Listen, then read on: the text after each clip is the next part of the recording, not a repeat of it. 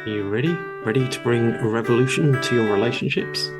Ready for the experiences on your dating adventure to evolve?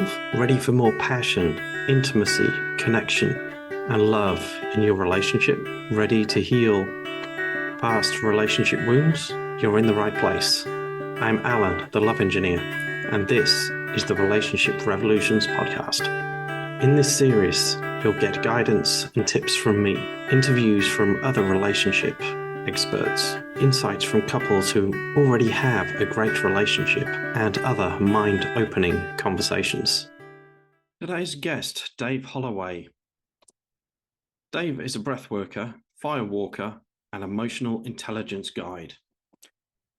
His introduction to emotional intelligence came in 2016 when he attended a 3-day emotional mastery retreat delivered by Sanjay Shah in Kenilworth in the UK. Since attending that event, Dave has continued to work with Sanjay and now co-delivers the event and also coaches and trains for Sanjay in his emotional intelligence teaching and techniques. His work with Sanjay led to explore firewalking and breathwork and their connection with emotional intelligence. Dave is now a certified master firewalk instructor. Through his One Breath website, offers guided meditations and breathworks. And now for my conversation with Dave. Dave, welcome to Relationship Revolutions. First two questions, how are you and where are you? How am I and where am I? I am very well.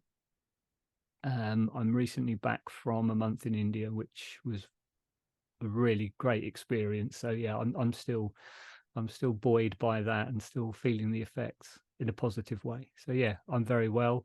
And I'm in Maidenhead in the UK, which is, I'll say, close to Windsor in Berkshire, not any relation to Maidstone in Kent, which is the usual confusion. Thanks for the clarification. You have a background behind you that says One Breath. What is One Breath all about? One Breath is start off as a purely online. This is a COVID related I wouldn't say thing. This One Breath is my website. I provide guided meditations and breath work sessions that originally were all online. As I say, it sort of initiated, or COVID was the kickstart. COVID was the sort of the push, I think, that I needed.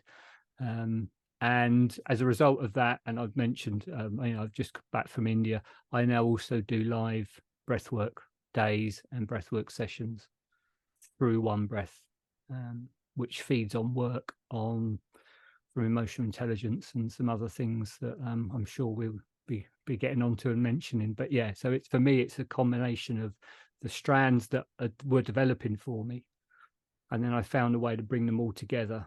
And as I said, initially all online, but now we've got live days as well. Excellent. Well, we couldn't have live days back then.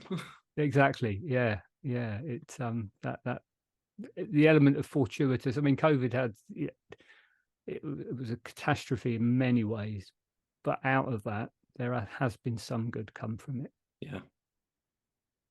Yeah, it's amazing how the human mind can take some negative experience or catastrophe and turn it into a positive that really impacts many people. Because a car crash and killing somebody is the reason we have cat's eyes in the roads and the reason we have windscreen wipers on our cars. Yeah. So yeah, quite often it's unfortunate maybe that it's something, it can take something like catastrophic, but that in turn becomes a springboard for other things. Yeah, absolutely. Yeah. You mentioned that you were out in India recently. Was that just a holiday, putting your feet up in the sun, or something more than that? Oh no, it was far more than that. I got the opportunity to go out for the month for September with Dan Brulé, who was, well, I would say, my certainly my breathwork teacher at a deeper level. I'd been learning about breathwork before I encountered and found Dan, but Dan's taken it to a much more refined level. And I had the opportunity to spend a month in India with Dan and I think 16 other people from around the world that Dan had organized this trip. So the opportunity to travel around what turned out to be a small part of India, which I now realize is a very large country. But even so, within that month, we visited 5 sort of separate places for 3 to 4 days. Yeah, and different experiences, different places, different experience. Yeah, it was, but I get stuck for words in some respects. It was a fantastic time. I learned a great deal about myself. It wasn't focused on teaching us how to deliver breathwork. It was focused on our experience of breathwork sessions in particular. That was the main aim. And it was it was far better than I'd expected and better than I'd hoped it might be. And I didn't want to get too caught up in how good it might be, but yeah, it was very good. Great experience. Amazing. What would you say your biggest takeaway was from being out there, apart from the size of India?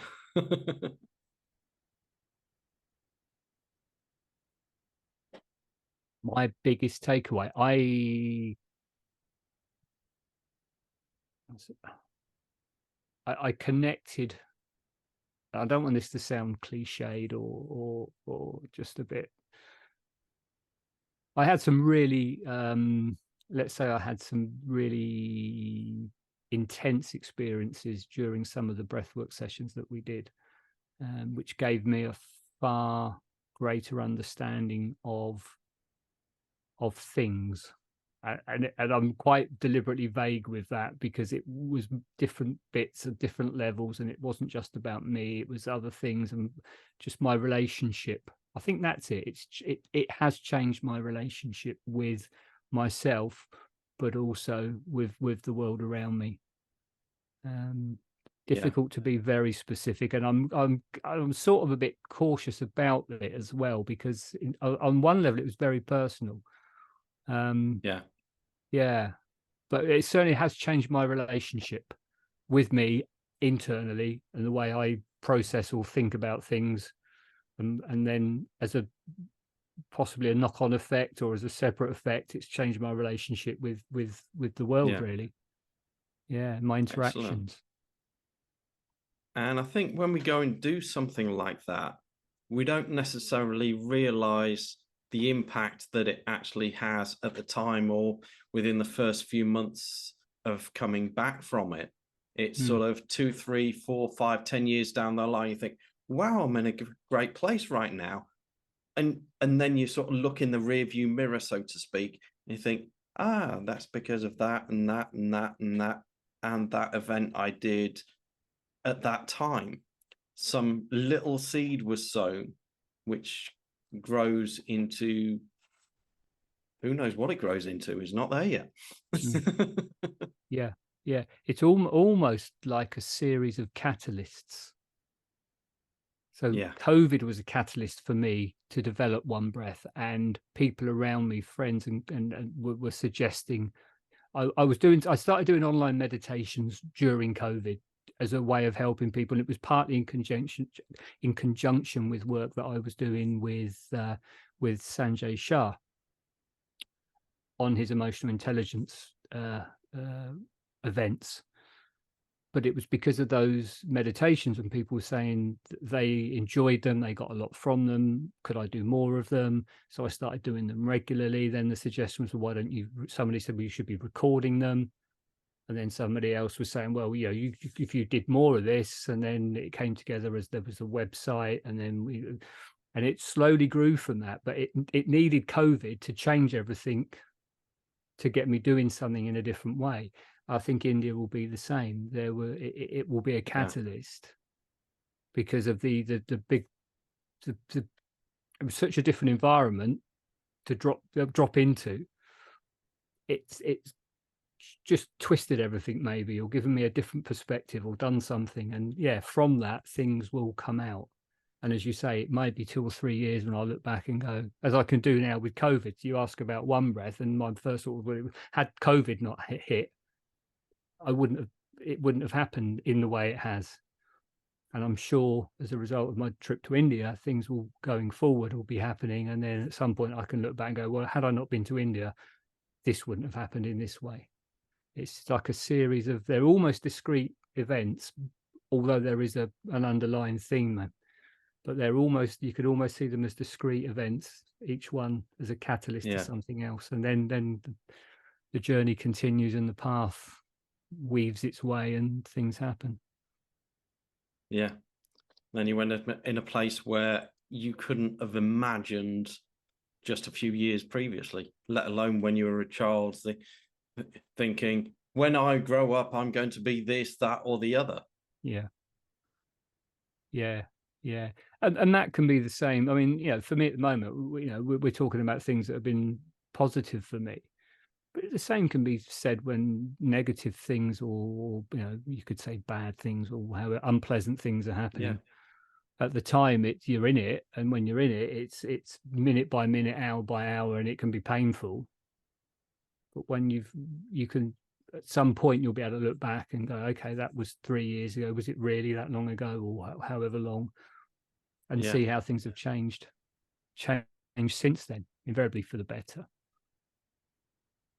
Yeah. So for anyone who may be listening, thinking, what is this breathwork thing all about? Because I already know how to breathe. I breathe in, I breathe out. It's simple.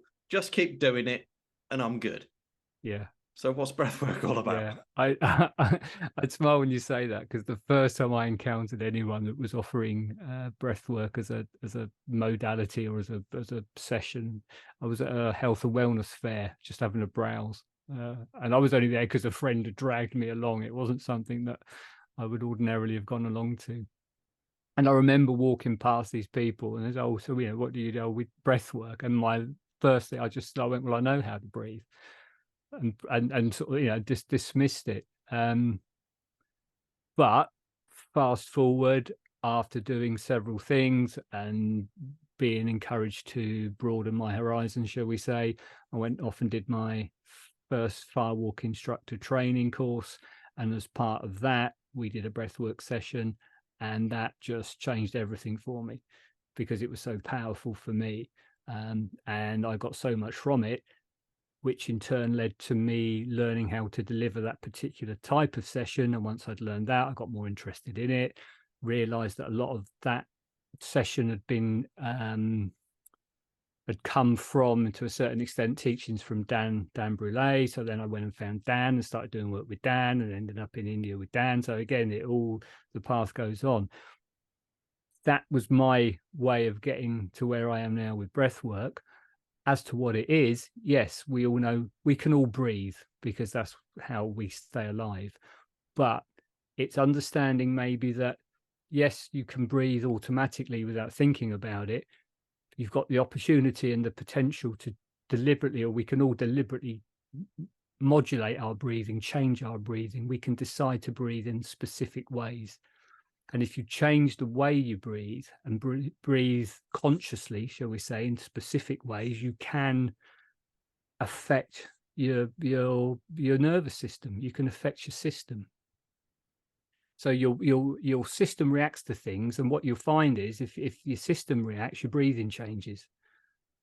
Well, that also works the other way around. If you consciously change your breathing, you can change your system. So at a very simple, basic level, if you breathe out more slowly than you breathe in, that sends a message to the autonomic nervous system, to the parasympathetic nervous system, the rest and relax part of you. So by consciously slowing down your out breath and making your out breath slightly longer, or longer than your inhale, your in breath, you can start to relax. Everyone can do a sigh of relief. And you breathe in and you go, and you can almost feel your body relax as you do that. The fact that you can decide to do a sigh of relief at any time, so you can sit here now and go, And if you feel that breath go out and you feel your body tends to just drop almost, you can almost feel your shoulders drop. So you can actively, deliberately change your state by changing your breathing. That's breath work at a very, very simple level in an easy way. And then from then you realize there are other things you can do. You can change the rate of breathing, you can change the pause, you can play with it. And then you can take it to another stage, another step further, where you actively change your breathing in a way that will provoke a response internally from your internal system, your internal energy. And that can open up all sorts of opportunities to, and this for me is where it ties in with emotional intelligence work, about releasing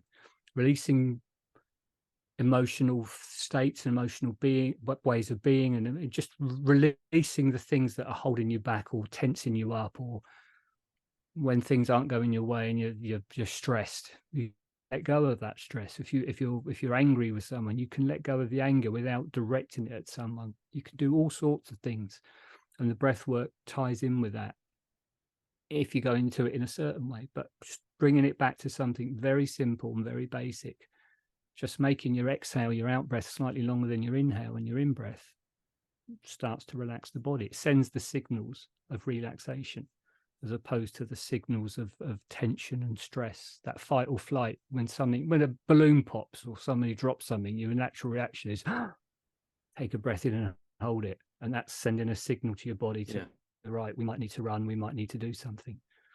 That's involuntary. And once you realize that, you can swap it around and go, okay, I'll deliberately now let the out breath go, and for a bit longer, a bit more control to start with. That's the potential power of breath work, is having that ability to change your state deliberately as and when you want to, as simple as changing your breathing pattern. And the best thing of all is when you forget about that and then forget what you were doing, you don't stop breathing because something else kicks in and you automatically then carry on breathing in the way you were breathing. Yeah. I heard someone talk about breath work and fitness training. And they said most people, when they go to the gym, when they're going to lift a weight, they will inhale and then lift. Whereas what they said was, if you exhale first, your body will be stronger. Is that something that resonates with you, or? Ooh. I would say it would depend partly, at least, on the level at which you are in terms of the weight you're moving. Because there would be something, I would say, by taking an inhale and filling your lungs and your core, there'd be an element of bracing.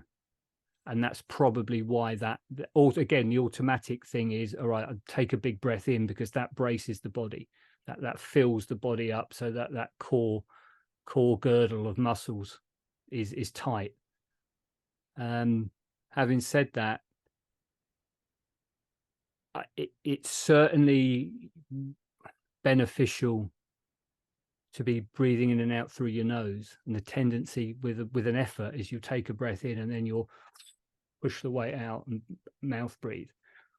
The more nasal breathing you can do, that has a massive physiological benefit to your body, to your system, regardless actually whether you're in the gym or not. But the more load you're putting under your body, the more exercise or the more work you're doing, the more you can nasal breathe through that, the greater the benefit to your system. So I would definitely say be wary of and be aware of and be more conscious of nasal breathing. Depending on the amount of weight, though, there would be a natural tendency to take a breath in to tense and strengthen the body. And I think you could use that because the exhale can become part of the push and part of you're almost psychologically or neurologically tying in the sort of expansion of the muscle or the pushing or the moving of the weight as that breath comes out. So I'd say there's a number of things at play. So I'd be cautious to say do one way or the other. I would just bring it back to nasal breathing is if you can, the more you can breathe through in and out of your nose. Racehorses, I think that they don't breathe through their mouth. Racehorses nasal breathe, and they are, long distance, high speed animals, and the most effective and efficient way is in and out through the nose.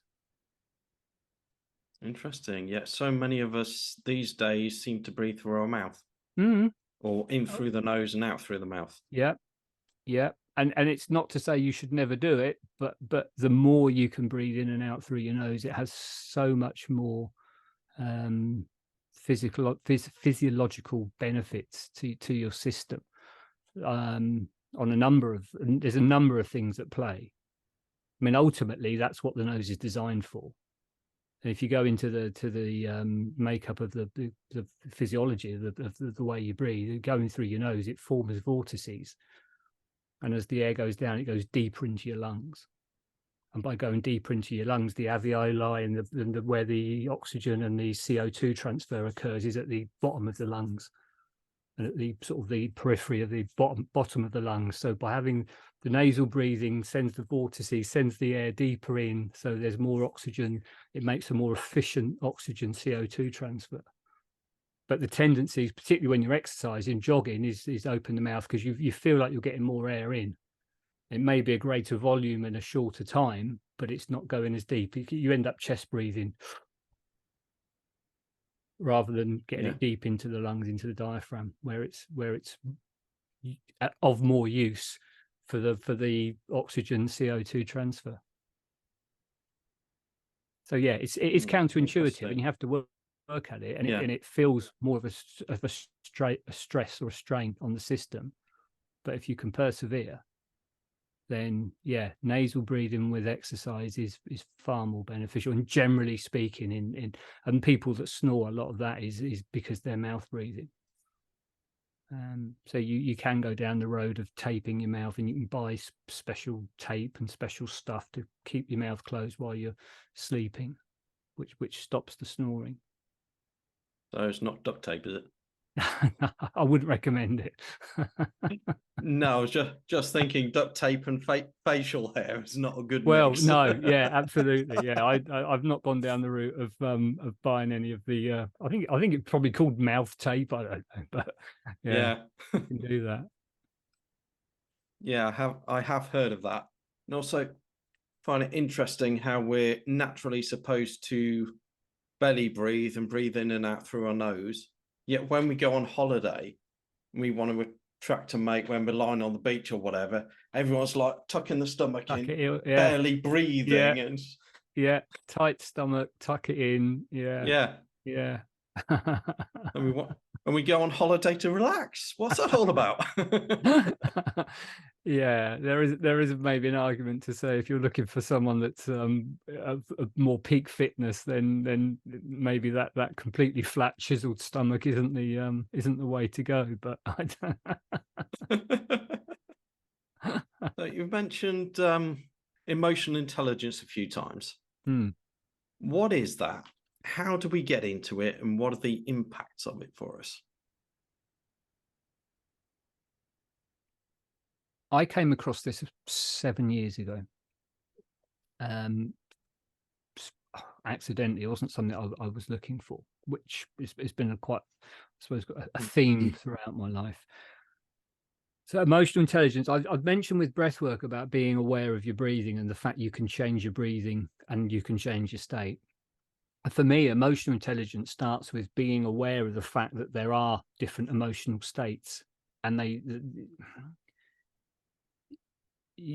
energetically, you could say, if you take it to almost a scientific physics level, where if you think about everything vibrates at the fundamental levels, all particles, atoms vibrate. We are made of particles and atoms and cells that vibrate. There's an inner movement within us. Our emotional state is almost like a reflection of our inner vibration. So once you become aware that you can categorize very roughly and coarsely, you can say that you could categorize the emotional levels, the emotional states. and each of those states Yeah. corresponds to a different vibrational level.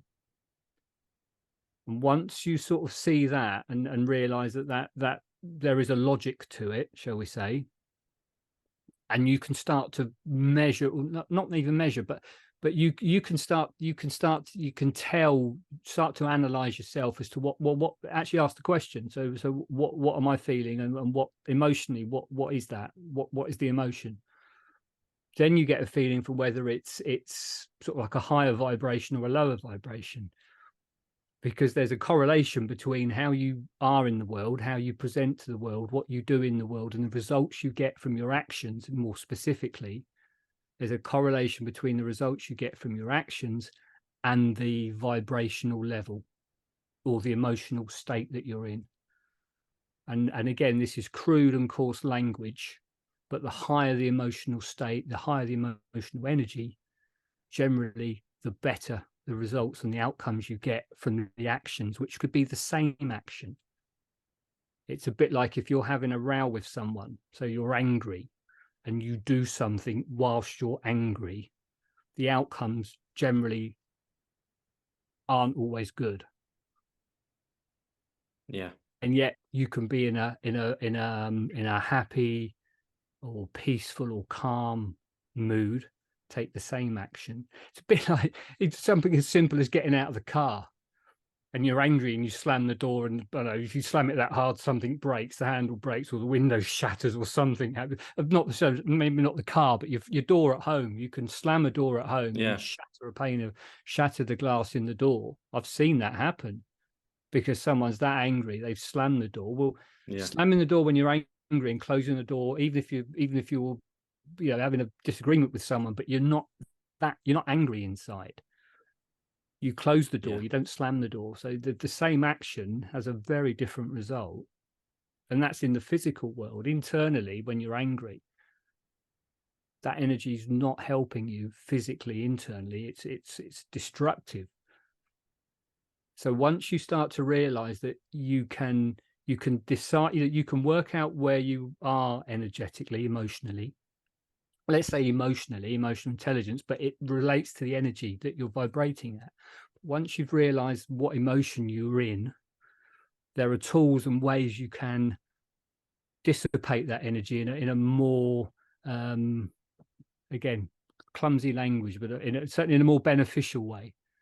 So, for example, if you're angry, you can allow that angry energy to dissipate without taking it out on someone or taking it out on yourself, which either way is destructive at some level. So you can manage your emotional energy, you can manage your emotional state. And if you focus on getting into the higher energetic states, the results from the actions you take are generally better. The communication you have is generally more clearly received or better received, or just becomes there's more of a clarity to it. There's so much, and you can take it another step. And this isn't just me saying stuff about emotions, because a lot of this is now being measured, and you could, so for example, again, from an energetic point of view, every time your heart beats, there's an electrical impulse that fires the heartbeat. So that electrical impulse has a magnetic, every electric wire, as you pass, or every wire that you pass an electric current down has a magnetic field generated by that electric current. Same happens to the heart because it's fired by electrical pulses. So we've got our own magnetic field, and it can be measured. So that magnetic field changes as our emotional state changes, because our emotional state is a reflection of the heart energy, the heartbeat, and that tension, if you like. If you get angry or you're frightened, and if you imagine when you're frightened, everything gets a little bit tight and tense. That has an effect on your blood vessels, has an effect on your heart, on the blood pressure. That sends messages to your brain to change things, and everything's going on instantly inside, and you've got no control over this. But it's actually changing your magnetic field as well. And because our magnetic field stretch for about 1 meter in all directions, all around us, if you're close enough to someone else, they're being affected by your magnetic field. And none of this is seen, and none of this is felt knowingly, if you like. obviously, but it will be felt energetically, intuitively. So having a conversation with someone and you're angry, even if you're not shouting, but inside you're angry or you're fearful, there's a if you're close enough, it just, the magnetic fields that we generate naturally by our heartbeat will be interacting. Silent communication. So that's a little bit like when someone walks into a room that you're in, and the room either goes cold and you just sense, hang on a minute, I don't know if I want to be here now, or another type person may come in and it's just the whole room just totally lights up. Is that what we're sensing in those moments? There absolutely, there'll be an element of that, because this is, as I say, this is a level of communication that we've got no control over in terms of, well, no, we have got control over it when you bring it back to what I was saying about you can control your emotional state once you're aware. Yeah. Just as I said with the breath, you can control your breathing when you choose to. You can work on your emotional state. So yes, because your emotional state is directly related to the magnetic field that we're resonating, whether we like it or not, we are. And like you say, that means that someone walks into a room, as you walk into any room, you interact with anyone and you're within about 1 meter, 3 feet of anyone. They're interacting. Well, no, not even that. It'd be more than that, because everyone's got this, let's say this 1 meter or 3 feet, depending on your preference, around us. So once two people come within 6 feet or 2 meters of each other, those magnetic fields start to interact. They overlap. And once they start to interact and overlap, they start to interfere. And with waves, when they interfere with wavelengths, if they're in sync and the amplitudes are right, you multiply and you increase the amplitude and you resonate. Yeah. And where they're opposite each other, you don't resonate. And there's almost a repulsion, like two magnetic poles coming together. So absolutely, get two angry people near each other, and they're not going to hug. It's like... It's a little bit like, because I play guitar, so if I'm playing in one key, or my mate's playing in a different key, or his guitar's out of tune, so to speak, it's just going to sound naff. Yeah. Even if we're playing exactly the same thing. Yeah. There's no harmony there. There's no amplitude of playing the same notes to getting a sweeter sort of synergetic sound. No, absolutely. And this is all going on all the time. Yeah. In the deep down in the unconscious, where we're not actually aware of it, so to speak. Absolutely. When I learned kinesiology, what they told us is that our body is effectively a visual display unit or a computer screen for what's going on inside. And same for everyone else. Yeah. And it goes to sort of say, I was going to say a step further. I'm not sure it's necessarily a step further, but it's in a separate way. Your heart is there's enough neurons in and around your heart to qualify it as a brain. So we talk when we say about our brain, invariably you think, well, there's your brain in your head and your heart beats, and that's sort of in mythology the seat of the emotions. But there are neurons around your brain, because they're around your brain, around your heart, because your heart needs to know what's going on in the body for things, because it monitors blood pressure, and its heartbeat is the way it pumps, and you've got the 4 ventricles or the 4 bit, and it's all the stuff it's doing, it needs to be reacting, and so it gets messages, and it sends messages to the brain. I think I'm right in saying there's more messages going up from the heart to the brain than there is stuff coming back from the brain to the heart. When you're angry, when you're frightened, when you're stressed, messages get sent from the heart to the brain, because the heart's now going to be, the blood pressure is going to change and the blood flow changes, because you go to fight and flight, you need the muscles need blood, the adrenaline kicks in, you're going to expend energy, say. So the heart sends message to the brain saying, right, you can shut down some of the unnecessary functions. We don't need forward planning. We don't need a lot of the higher level thought processes going on, because we're just about to run like F, or we're going to fight someone. Yeah. So the brain shuts down some of the advanced, shall we say, the more advanced stuff, the more developed parts, and relies on the more animalistic reptilian parts Yeah. to get you out of trouble because you're frightened or you're angry. So yeah. So when you're angry and you're having an argument with someone, you're falling out with someone, you're rowing with someone, same thing happens. The forward planning, higher functioning parts of your brain are shut down and the reptilian brain's in charge. That's when you're likely to say something that you know is going to be really hurtful or horrible or not have a good outcome. That's when you're rowing with your boss and you tell them to stick their job up there. And then you've got no job, that sort of thing. And yet you almost know before you say it that this isn't going to be good, but I'm going to say it anyway. Because the forward planning, clever part of your brain's been closed down to allow the reptilian bit to take over and get you out of trouble. But you swap it round, and then when you're in a shall we say, a higher vibrational state, a higher energy, that forward planning part of your brain is in gear, engaged. That's the part that allows you to think, well, if I say this and we do this now, how will that turn out? You can sort of try and make an approximation of the future and what will happen and how it will be. And you that's the higher functioning. That's the part of the brain that makes us stand out from other predators.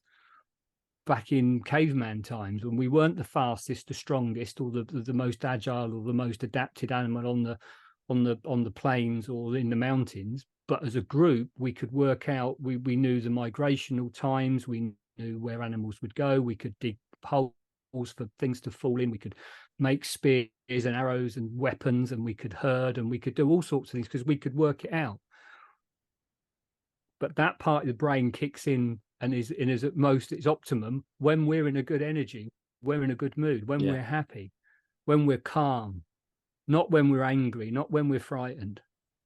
And so they're related. So again, if your energetic state is in a, again, it's clumsy language, but if you're in a higher state or a higher vibrational energy,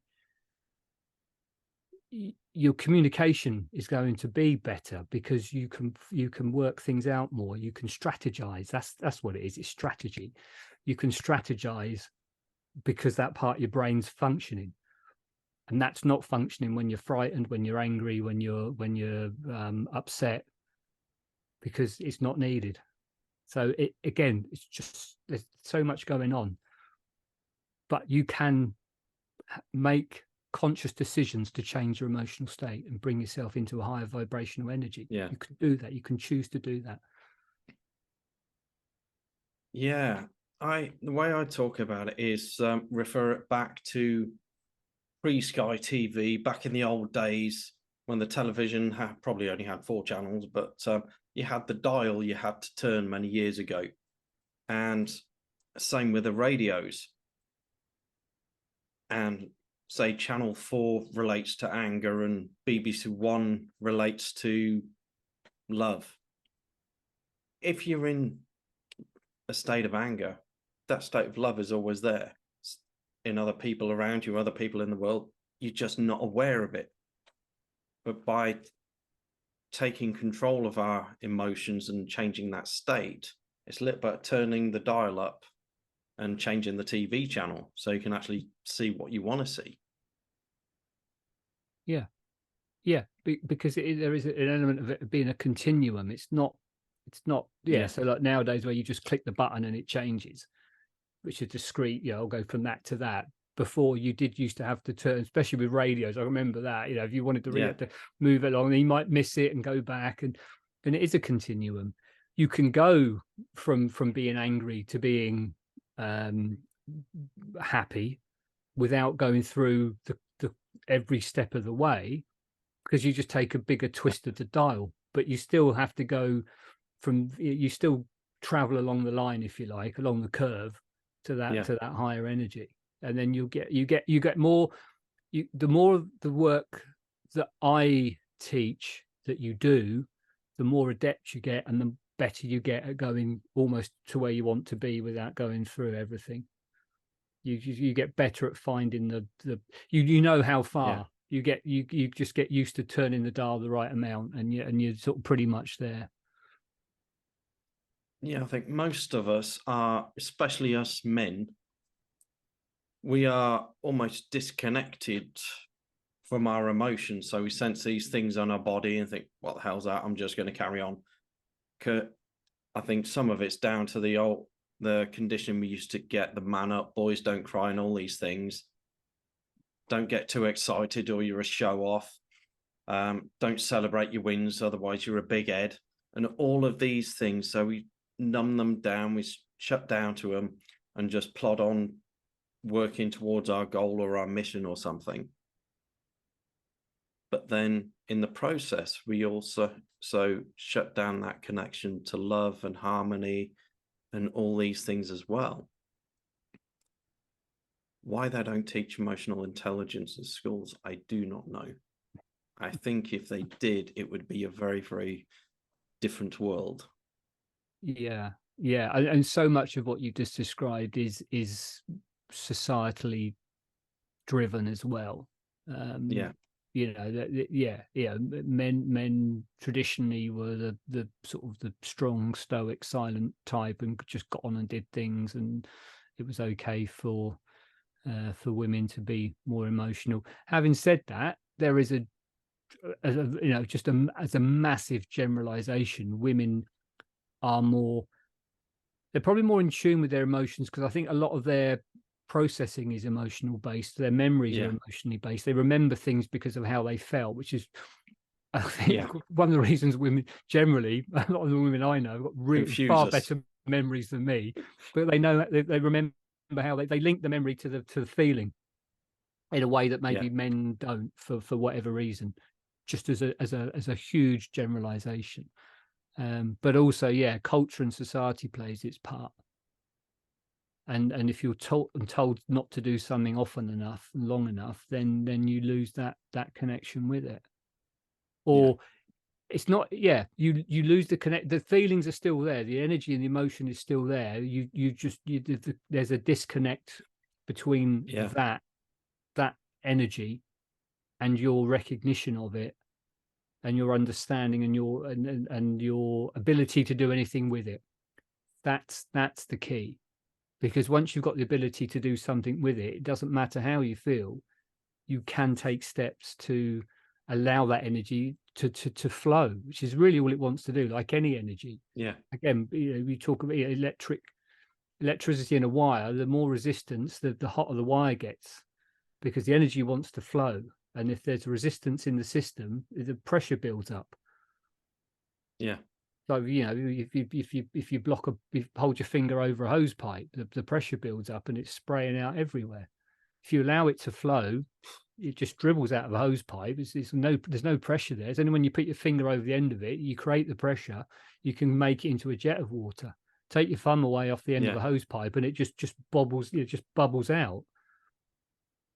It's a similar thing with our emotional energy, our emotional state. If the lid's firmly on,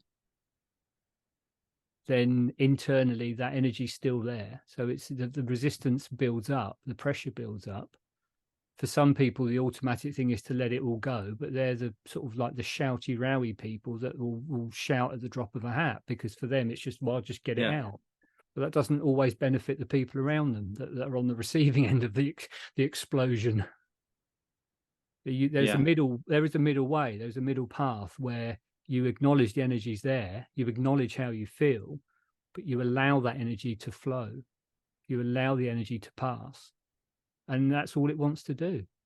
It doesn't want to sit in you. You don't need to be angry or upset or unhappy all the time. And in fact, most people with from depression, people generally, I'm just feeling low. Surprisingly, if they made a note of it, they're not low all the time. That's not their permanent state. They're just heightened. They've got a heightened awareness of that state. But they can be happy. And once you realize that none of it's permanent, you can tap into the ways, and there are ways that you can work through it, and there are steps you can take. and the energy flows, and your vibrational state, if you like, is just generally a more consistent, more constant, so that you're not up and down all the time of hugely unhappy or hugely happy and desperately unhappy. Or again, it just comes back to being aware that these things are here. Again, back to what I said about the breath, is just by being aware that you can control your breathing, you can decide at any point whether to breathe in and out of your nose, in and out of your mouth, breathe long breaths, short breaths, for as long as you want. And then when you stop doing it, your breathing returns to normal. In a similar way with the way you feel, if you really go in and check, you can become aware of whether it's a positive feeling or a negative feeling, if you like, crudely. Are you in a good place or a not good place? Everyone can do that. Yeah. Everyone has the ability to decide and to check to say whether they're feeling good or not good. And from there, you can explore what the levels of good are like, what the levels of not good are like. But there are steps you can take to bring you back to feeling good. And who wouldn't want to feel good most of the time? I think everyone wants to feel good all of the time. But I think we've been so conditioned to look for external sources of state changes, if you like, whether it be chemical, drugs, alcohol, cigarettes, pornography, movies. All these things that are deemed addictive is because we're looking for external reasons to change our states. Yeah, I would say most of what you've just mentioned there are things that we can do or take to change the way we feel inwardly, but it's a very much an inner thing. The other things as well, so working towards goals, which is great, but if your overriding thing is to work towards goals all the time, to generate money, to buy things because you want the big house, the big car, you want the perfect partner, you want lots of stuff, that's the external gratification. Because once I get that better job, bigger house, better car, more attractive partner, or whatever it might be, I'll be happy. Or if I take this or drink that, I'll feel better. And it's all short-term stuff. And there's a flaw in all of it, because the true happiness I'd say is a very different thing. And it's a purely internal feeling. And you can pretty much decide to be happy all the time, which I think, might not go down well with some people, but I absolutely, you can decide to be happy. And you don't make yourself happy. There's not things that you do that make yourself happy, but there are things that you can do internally. And so your general vibration, if you like, your general state is a positive one. Yeah, it's a little bit like something I heard recently in a sort of that gave him an internal switch. So initially what she said was, I'll be happy when I've lost a certain amount of weight, and switch that around to, because I'm happy, I'm going to lose this weight. Perfect. I'll be happy when I lose X amount of weight, puts it all in the future. So you are saying that your happiness depends on you losing that weight, and you won't be happy until that happens. Well, there's no guarantee, A, that it will happen, or B, how long that's going to take. Yeah. Flip it around and say, okay, well, regardless of how much I weigh, I'll focus on my happiness. Because when you're happy, your happiness is a higher vibrational energy. So your system is vibrating a higher frequency, if you like, a higher rate. And you're already feeling the way that you think you'd like to feel when you've lost that weight. But the fact you haven't lost, on one hand, the fact you haven't lost the weight is now immaterial because you're feeling good. But on the other hand, what tends to happen, because you're feeling good, again, back to what I said about the decision making part of your brain, the strategizing part of your brain, in a happier energetic state, that's firing. So now your decisions of what to eat, or shall I have the ice cream that I eat when I'm feeling down and unhappy, or shall I have the bowl of fruit or the carrots or whatever? Actually, I quite fancy a carrot. Carrots taste like coconut, I think. Raw carrot, I really recently got into that because I like coconut. So now I'm eating raw carrot. But you can make that decision from a different place because you're already in that higher vibrational. So now your choices of, if your weight issues related to food and it's because you're eating to comfort yourself because you're feeling crap, well, change the way you feel. You're not feeling crap. You're not comfort eating. Your decisions about what to eat or when to eat or how much to eat will change. So invariably, the weight's likely to come off anyway. So it's not then, I'll feel happy when I've lost the weight. As you say, change that around, feel happy, find the techniques and the way that you can work on yourself to raise your vibrational energy. And a whole load of other stuff physically and physiologically, if that's a word, they will change. Yeah, definitely.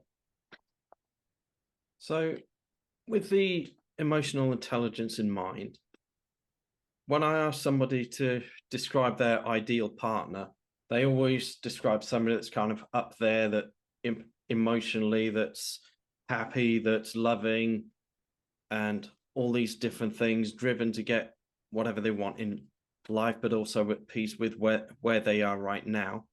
And the way they approach their dating and relationships is more from a place of fear. Like, what if he or she is like my ex? What if they do this? What if they do that? What if I do that? The other, what if I get rejected? What if it doesn't work out? And all these kind of things. Yeah. The way I view it is they are not going to attract that person that's up there from that emotional state. They need to raise their emotional state so it marries up with the kind of person they want to attract. Yeah. Would you agree with that? Oh, absolutely. I mean, if you look at it on a, I think I mentioned magnets at one point, but like poles attract. No, like poles repel. Opposite poles attract. But from an energetic point of view, and again, when I mentioned the magnetic field that we're generating, which is based purely on our energetic state. So you get someone, and you'll find this with people, I always, they have a string of ex-partners, but they were always the same. Well, it's not surprising because of the place you're at, because you're attracting similar people all the time. The fact that you're having an issue with the relationship doesn't stop the same type of person coming because of that energetic attraction, if you like. So absolutely, work on yourself. It honestly, I struggled the first time I heard the analogy of the oxygen mask in a plane. But absolutely, the first flight I was on, sort of as an adult on my own, if you like, and they said, well, when the mask drops, put your mask on before you help anyone else. And my first thought was, well, no, I can, if I've got a young child or an old person next to me, I'll sort them out first. I'll help them before. Well, that's pointless because I could be dead by the time I've got their mask on. If I put my mask on, I can help loads more people. Similarly, if you focus on yourself, it's not focusing on your own well-being and your own emotional well-being. It's not selfish. If you focus on your own emotional well-being, your own emotional state, the happier, more content, calmer, more peaceful you are, that radiates out to everyone around you. So everyone that you're close to picks up that energy from you. So their lives are better, or could be better, or improve because you've improved, because your energetic vibration is at a high level. If anything, it tends to bring them. We tend to bring people to the level we're at, if you're at a higher level, you tend to bring people towards your level. They become attracted to your energy. You become an energetic magnet anyway. People like being around you, and they probably couldn't say why. When you said about, you know, when someone comes in a room, you could be the person walking into the room that everyone is, oh, I'm glad they're here. Oh, Alan's here. Brilliant. I like Alan. Why? I don't know. They don't know why they like you, but it's because of your energy, which is a thing, because there's a magnetic field. If nothing else, there's a magnetic field that's there around us because our heart beats. As long as your heart's beating, there's a magnetic field around you. There's an energy field around you, whether you accept that or not, whether you think talking about people being in high energies and low energies is nonsense and woo-woo or whatever. You can think that, but it's there. Every time your heart beats, it's there.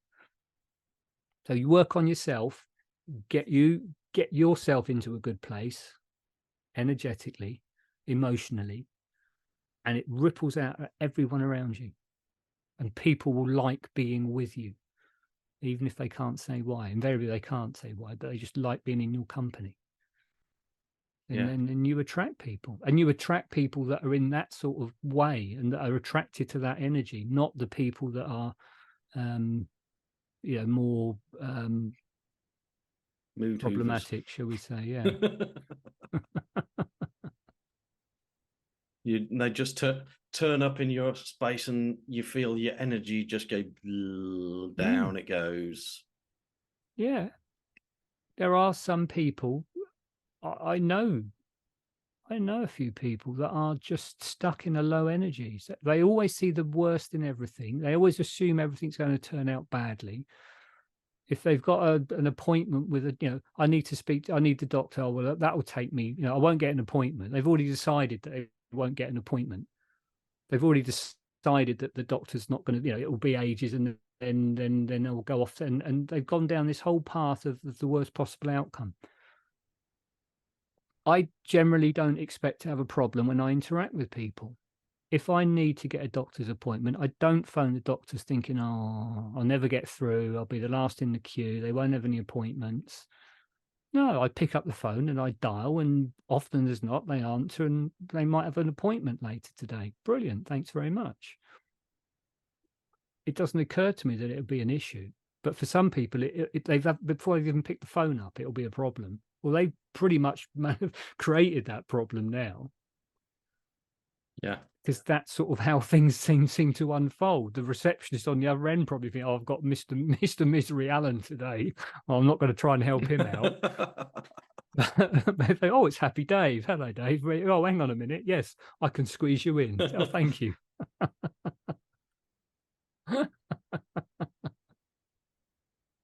Yeah, I can't imagine what it's like to be a receptionist at a doctor's or dentist surgery. Yeah. Because invariably they'll be dealing with people, right? If you're not feeling well, you think about it. You're not feeling well. You're ill. So energetically, you're in a low state. You could even argue that in some cases you were ill because you're in a low state. That's a whole different conversation. Yeah. But most of the people they interact with aren't in a good place emotionally because they're either in pain, they're not well, they're or whatever. So that's the energetic level of most of the people that they're interacting with. So is it any surprise that when you do speak to them, they're generally speaking got this reputation for being a bit short and a bit get on with it, and because that's all they've had all day. They've rarely picked up the phone to someone who's bright and breezy, and because that's, I suppose, arguably that's the nature of the people they're dealing with. So again, even when you're in pain and you've got problems medically, or your dentist, your tooth or whatever, you can still internally work on your vibration, on your energy, on your emotion, on how you feel, how you deal with the pain in the first place. And then when you are talking to the receptionist or someone to get an appointment or to get a follow-up or get whatever you need, that conversation, that communication is in a different way, a different place. And again, the outcomes tend to be directly related to the energy that you're in. So the higher the energy, the higher the vibration, the better the outcomes tend to be. And quite honestly, if they're not good, you don't care because you're still in a good place, even if you've got toothache. So it's a win-win from that perspective. Yeah.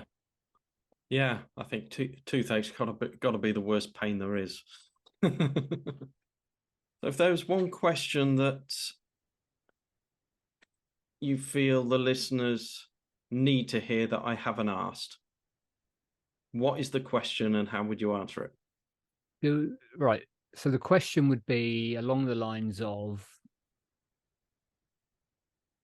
how obvious would it be to other people if I'm doing what I need to do to get myself into a higher energy or a higher vibrational state? And how would you answer it? And the answer is that nobody would ever need to know, because the beauty of the work that I do, the work with Sanjay on emotional intelligence, is that it's a purely internal process. Once you're familiar with it, once you get the sort of some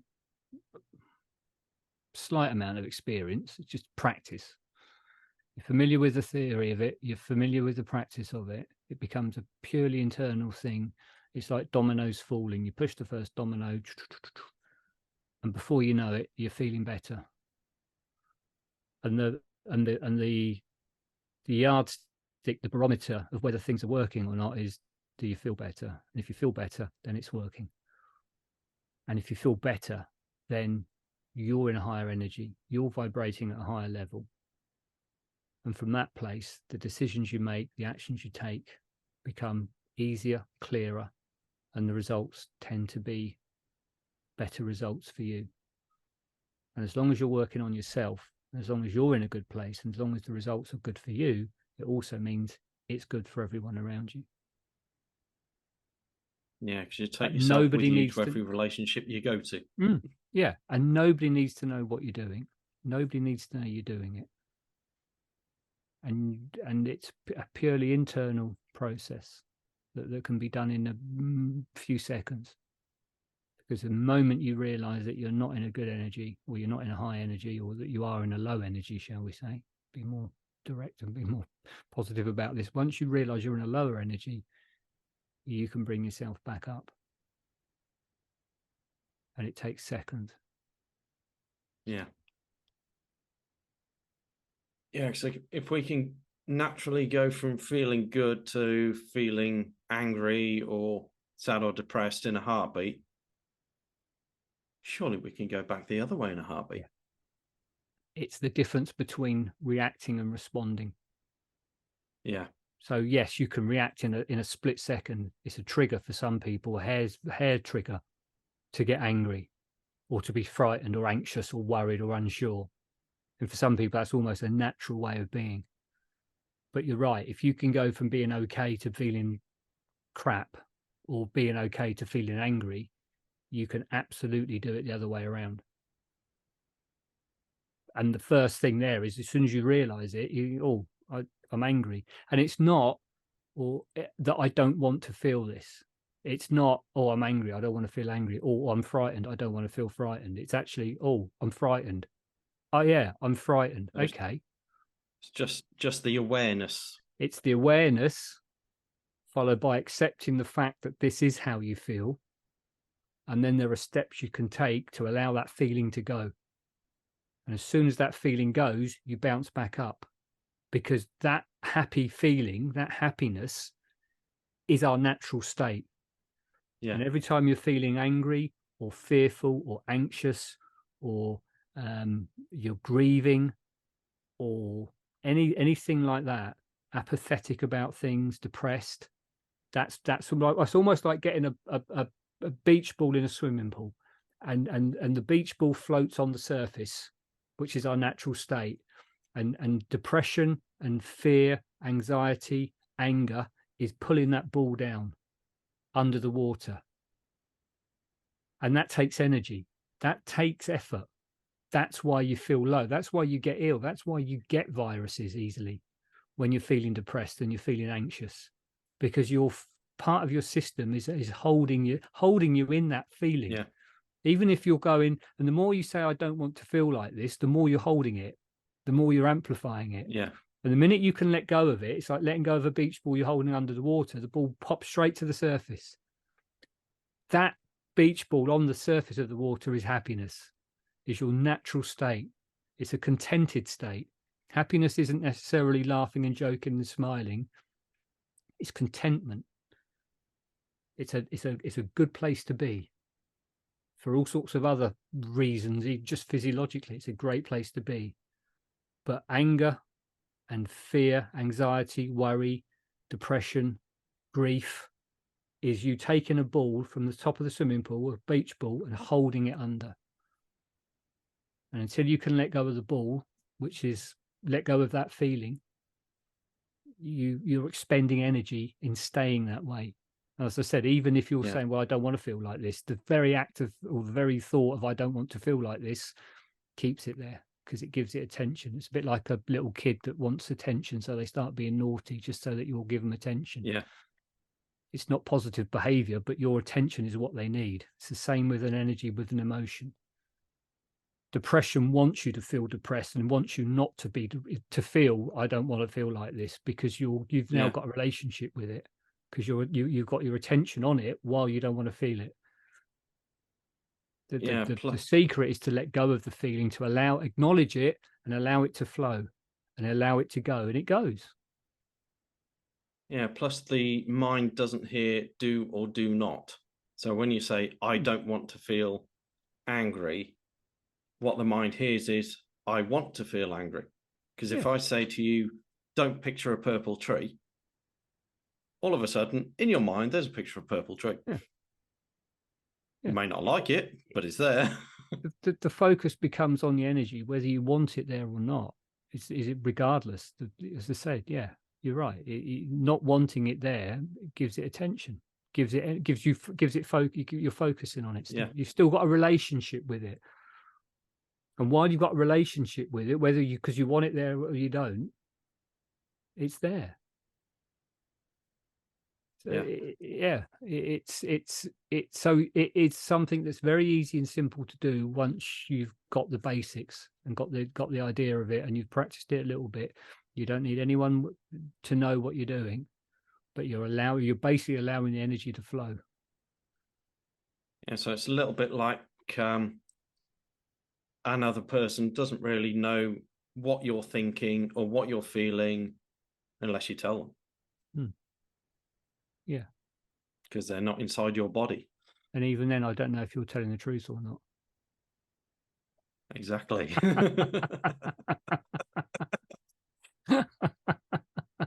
So I still don't know. Indeed. So how can anyone listening to this reach out to you or get in touch if I think, hang on a minute, that Dave guy is really, really intelligent. He knows some stuff. He can help me. How do they get in touch with you? Right. I would say the easiest thing is come and find me at onebreath.uk. So the One Breath website, onebreath.uk. I've got information on there about more of what I do. There is an ebook, which you're free to download. It's a breathwork-based ebook, which gives you some very simple breathing techniques that you can use. As I said, you can use them at any point during the day, and they've all got a use to help you with something based on what you're feeling and how you'd like to feel. So that's the simple introduction, if you like. There's also on the website, I've got a 14-day, at the moment, I'm offering a 14-day free trial of the online guided meditations and the breathworks. And there's all the details of the live events and everything there. So yeah, onebreath.uk is the best place to start. Excellent. So final question for today. And it's a question I ask everybody, but don't prime them for, unless they've listened to previous episodes, in which case that might be cheating. So question is, as this podcast is called Relationship Revolutions, what is one thing that you believe would bring a revolution to the world of dating and relationships?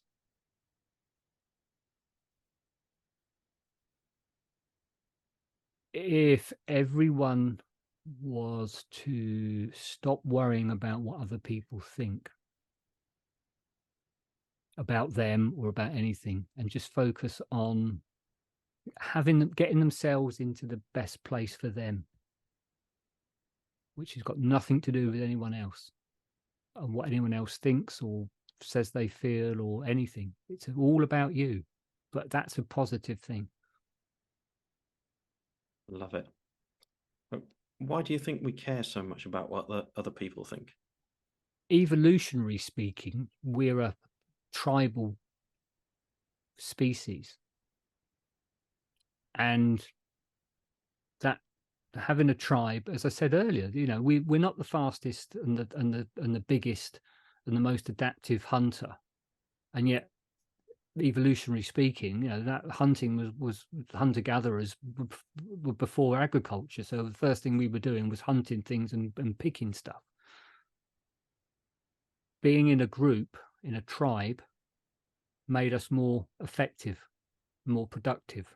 But once you're in a group or a tribe, you've got other people, and their thoughts about things, their interaction with you has an effect on where you are in the hierarchy of the tribe. A tribe has a leader, you have other people who all got their roles. You need to be thinking about other people, positively or negatively, about what they might do, how they might react, because you want harmony in the group, in the tribe. So you're always going to be a bit cautious about what you do, because you don't want to upset the rhythm of the tribe, or the hierarchy, or the structure of the tribe. The worst thing you could ever happen if you're tribal based is to be kicked out of the tribe. If you're on your own, you might not be able to survive as well as you can in the group. Some people will be better than others, but for some people, that tribalness, that togetherness is so important. To maintain your place, you need to be keeping an eye and thinking about what other people see, think and feel about you and where you sit. So I think there's a lot to do with just the way we've evolved. That's part of it, at least, I would say. And it's resonates more with some people than others, because for some people it's so important to be in a tribe of, even if it's a few people, but a group, and they get their safety and security from that group setting, that community.